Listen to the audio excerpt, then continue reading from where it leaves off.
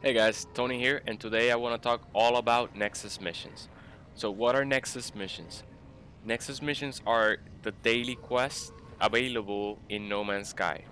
Alright? Every day you'll be able to complete one mission that rewards you with 250 Quicksilver. Every weekend, though, there will be one mission that will reward you with 1,250 Quicksilver. So, if anything, just try to complete that mission because the reward is so great. And that specific mission will also teach you about the lore. Right now, there are rumors that a new update is coming with a new enemy, the Abyss. And that's because these Nexus missions have been hinting towards that. Every time, every weekend, they release a new mission that gives us even a little bit of more insight into the Abyss. Everything has been about the Abyss, the new enemy.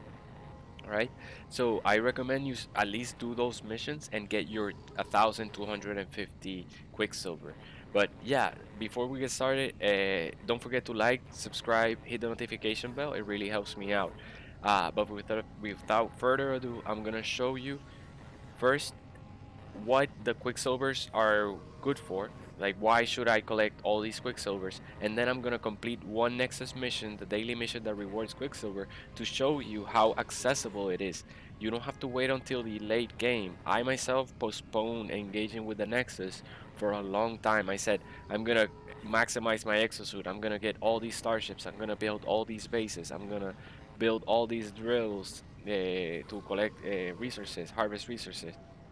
I'm gonna do all this list of things, and then at the end of the content, after I'm done with all the content, then I'll do the daily missions. But I suggest you don't do that yourself, and you engage with the Nexus missions as soon as you can, because they are very rewarding, especially in the early game. At this point, I don't have much use for the items that they have because I have gather them the hard way myself, but I could have easily saved a lot of time and effort by just completing missions and getting rewarded with very rare items. All right. So before I show you the missions, I want to show you what you can buy with Quicksilver. So behind us is the Nexus, which is that robot that will give you the missions and also will let you hand over the missions, turn in the quest. But here, there will be a shop called the Synthesis Companion Workshop, and this will sell you different types of blueprints, decoration items, and stickers for you and your base, and even your starship. So, for example, a recent release was the starship color trails. All right. Notice over here at the top that says Tier 1 complete, Tier 2 to 5%. So, as a community, as we complete Nexus missions, we will unlock higher tiers of rewards. So, if we all arrive together at tier 3, even more blueprints will be available, but only for a limited time.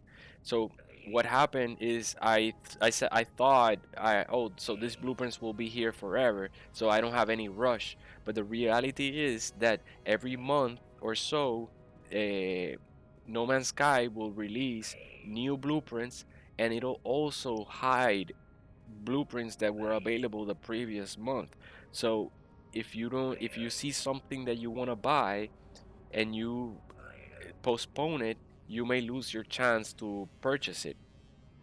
So notice that these will unlock at tier 3. We can see what will be unlocked later on as well, so we can predict, but they might be a bit, some items might be available for a limited time. So if you see anything you want, try to have the enough quicksilver available so that you can purchase it before the limited time expires. You can also use filters over here to sort out what you want. But look, there's so many base building parts, blueprints that you cannot buy otherwise, and many of these are flora that you can use to decorate your base. There's even Earth-like planet trees down here somewhere. Look, where are they? Here they are. So if you find an Earth-like planet, but suddenly you notice, oh, the tree leaves are blue, you can plant these and turn your planet into a truly Earth-like planet. There's gonna be statues for your bases, a lot of other plants, different types of plants that fit many biomes. There's a small aquarium. There's even a small terrarium over here that comes with its own little creature, so you can have your own pet in your base that just lives in its own terrarium. There's plenty of these are from scorched planets. The plants, these are from fungal planets. So you can totally decorate your base with so many blueprints. These are not gonna be a one-time use. These are gonna be blueprints that you unlock. The fireworks will be a one-time consumable. Notice that it says consumable, and it's also being sold very cheaply because I guess you fire it once, and nice. It says warning: aim away from living creatures. Not recommended for indoor use. Nice. That's very cool. But yeah, there's so much things that you can use. There's even a robotic companion pet that you can have in your base. There are sticker statues. What else? So that's just the base building parts. There's also a ton of emotes and gestures that you can unlock for your character. There's also in appearance, you can find Atlas figurines, which you can put in the starship's interior in your cockpit as like a bubble head. There's also bubble heads over here down for Polo and Nara. And every so often they release No Man's Sky releases even more of these blueprints. There's colored jetpack trails, stickers for your banner, your character banner. This is what other travelers see when they find you. So having unique stickers will show that you've been engaging with these missions. But even cooler than that, you can adopt the visual aesthetics of all the iterations that appear in the space anomaly, like Hesperus or Cronus and so on. Tethys is another pretty cool one, looks like a chameleon. All of them are available for you to purchase and adopt their visual aesthetics as your own. But even cooler, every so often they release new armor that's available for a limited time, and you can purchase it to totally make your character look unique, because since they're for a limited time, only the people that spend this amount, look at they're very expensive, but the people that spend the quicksilver to purchase these will totally stand out from the crowd. They'll also sell helmets. This is the first spawn battle mask. Then there's the Eye of the Corvax, the Blazing Orbit helmet, and the Space Horizon. So they every so often they'll also release new helmets and such. What else? You can also search for not own, but we already got a sample of like what's available and what to expect from the Quicksilver vendor. So let's go ahead and show you how easy it is to complete an Nexus mission. Here we have an Nexus mission, and it says you will get one mission that offers you Quicksilver, and this is a daily reset. But notice that you also get really rare items as well. Heat capacitors times 5, 340 nanites, half a million units. Um, so sometimes also it'll say, for example, like look at this mission, Skeletal Legacy, unearth ancient bones. It might ask you to unearth epic or legendary ancient bone, which is worth 2 million units potentially. So you would think that you collect it and then you turn over the ancient bone. No, you collect it, you complete your mission, get your reward, and you get to keep the ancient bones and then sell them for those 2 million units. Same if it says activated copper, or it says if it says activated indium instead of copper. Even if you don't have indium ward drive installed, the Nexus will send you automatically to a indium star system, and you'll be able to collect this rare resource. It'll ask you, oh, collect 1,000 activated indium. And yeah, I thought, oh yeah, wow, I have all this indium that I would like to keep for myself, convert it into chromatic metal, or sell it at a space station for a ton of units. And I thought, but I have to turn it over in order to complete the mission. No, I completed the mission and I got to keep my 1,000 activated indium. So you can turn that into a lot of units at the same time. So it's even more rewarding than the rewards that you see here. For example, we're gonna raid a planetary depot, and therefore we're gonna keep all the loot that we got from the depot, plus the frigate fuel, plus the quicksilver. Very rewarding, very easy to do early game. So I suggest you start. You don't do what I did and wait. Just go ahead and start doing them as soon as you can. Um, if you don't like the mission, like earlier today for 250 quicksilver, it asked me to go and collect um, 20 storm crystals. So then it took me 30 minutes waiting for the storm to appear in order to be able to collect the crystals. What you can do is you can reload and it'll change the mission that's available. If you don't like the mission, just reload. It should change the mission, or you can leave and wait a bit and it should change the mission as well. It's a time-based thing, so I think maybe 5 minutes is enough for the mission to change. But reloading should change the mission, hopefully. I haven't tested it myself, but every time I load, it is a different mission. So I guess I have tested it in that regard. But as soon as you accept the mission, right, which you can accept along with your friends, you just have to wait for them to join the mission and you'll see them in a queue. You can also start the mission with anyone that's in the space anomaly, even if you're not friends with them or are not joined. As long as you're connected, say for example, if I had the Xbox headset plugged in, I can directly talk to them in the game and just say, hey guys, you want to do some Nexus missions? They'll be like, oh sure, okay, let's join up. And you will be able to complete a lot of missions really quickly if you get a group with other players. So that's pretty cool as well, because if you're all starting out, then you can make it very rewarding for all of you, because you can to complete the missions even quicker if you than by doing by yourself like I'm about to do. But once you accept, you'll have a minute and a half to get on your starship and exit. And you don't have to waste time looking for a supply depot or anything like that, or a planet with ancient bones, for example. Notice that now we're already teleporting. As soon as you're engaged with a mission, you have accepted a mission, and you leave your space station, the space station will teleport you directly to a mission, to your destination, to a destination that will fulfill the requirements of that mission. So let me show you, because once we arrive, we'll even get an indicator, a planet indicator that tells us where the supply depot is, and it's gonna be so quick to complete. You'll see. Here we go. We just gotta wait. This is a first contact with this solar system. You see, we got navigational data pointing us towards that supply depot, a compromised facility.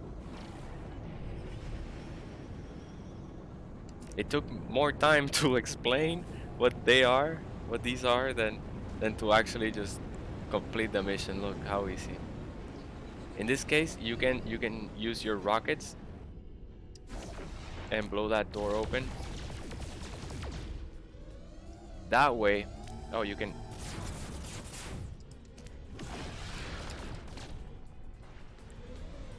also use your spaceship to handle any sentinel activity, even if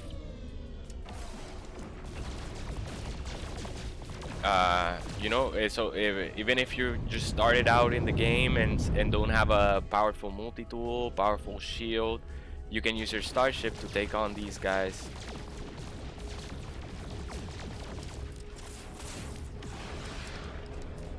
Oops, I crashed into him. And you should also be able to use this method to get some walker brains, which are needed for the, you see there, it dropped the walker brain. Landing unavailable. There we go. It's needed for the conflict scanner. So that's another quick tip to how to take on Sentinel walkers really easily. There it is. There's our walker brain.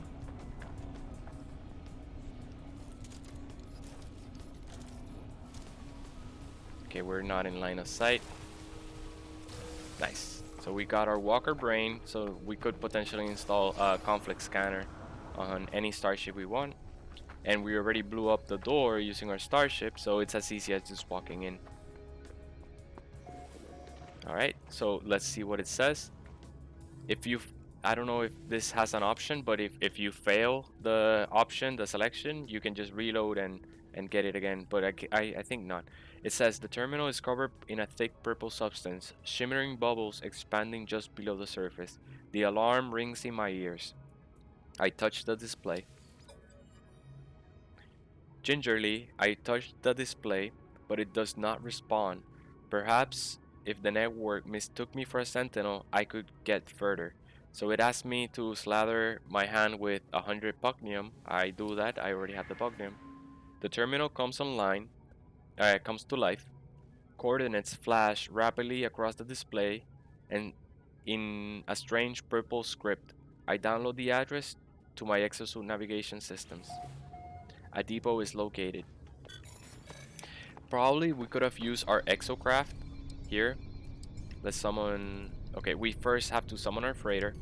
If we summon our freighter when you're completing missions and your freighter has installed a exocraft summoning station, you can summon your exocraft. And I recommend this because some planets will ask you to collect certain like venom sac or gravitino balls or whatever, and having an exocraft will make it easy for you to travel, and it also protects you um,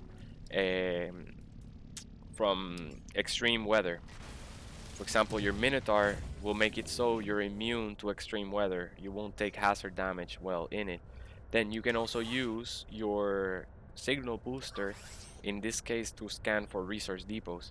But we already have found the depot since we used the observatory here, or the what's it called? It's not an observatory, it's a manufacturing facility. So let's get back on our starship. And now all we have to do is find that depot. Should be pretty close by. Probably don't even have to, yep, we don't have to use a pulse engine. I'm gonna switch my camera so I get a better angle. And we're gonna use our starship to destroy this depot. All we have to do is fire one rocket in the middle. Booyah. And then keep shooting till you have completed, destroy them all. And that's as easy as that. We just completed our daily mission for Quicksilver. All you have to do now is fly up to space, summon your space anomaly,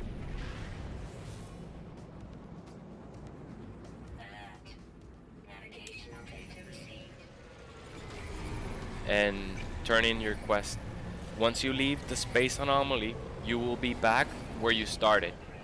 Wherever you start before you started your Nexus mission, it'll return you back automatically. So you don't have to even spend warp drive fuel or anything, and you can find, like I said earlier, it can lead you into an activated indium system, and you can get a bunch of indium there, even if you haven't yet complete installed an indium drive.